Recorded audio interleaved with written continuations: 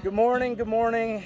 I am on top of Santanoni Peak here in the Santanoni Range. It's very early. I was hoping to capture the sunrise right from this lookout at the summit. It's an old logging road, and then there's a skid path that you are hiking along for quite a ways, so it's littered with remnants of 19th and early 20th century logging industry, which to me is fascinating when you think about the Adirondacks.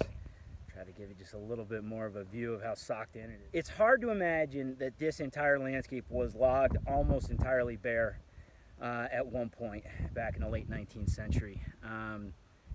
You think about wilderness, Northern California, Central, Eastern California, redwoods, sequoia trees that people go out to see because they're just gigantic, centuries old. You don't see any of that here in the Adirondacks. The oldest trees are 100, 150 years old.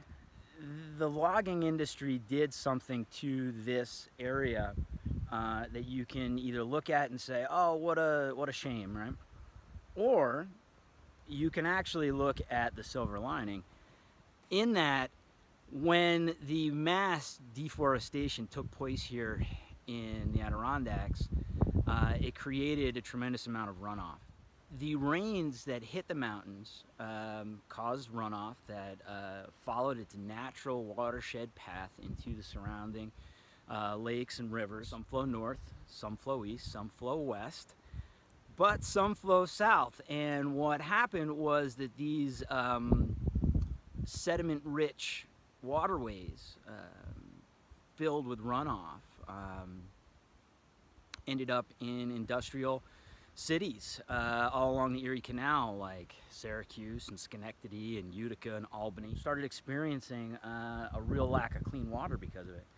So the Adirondack Park agency was formed out of this debate of these downstaters saying our water isn't clean.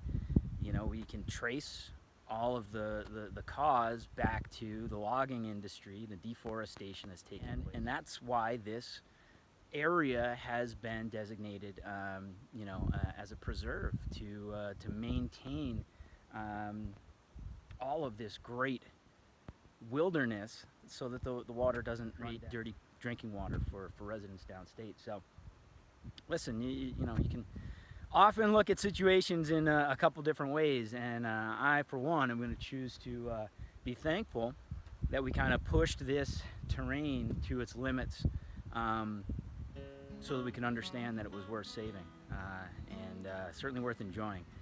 But there's our sunrise, folks. Hopefully next time we're up here, it will look a little bit different and more picturesque. All right, thanks a lot.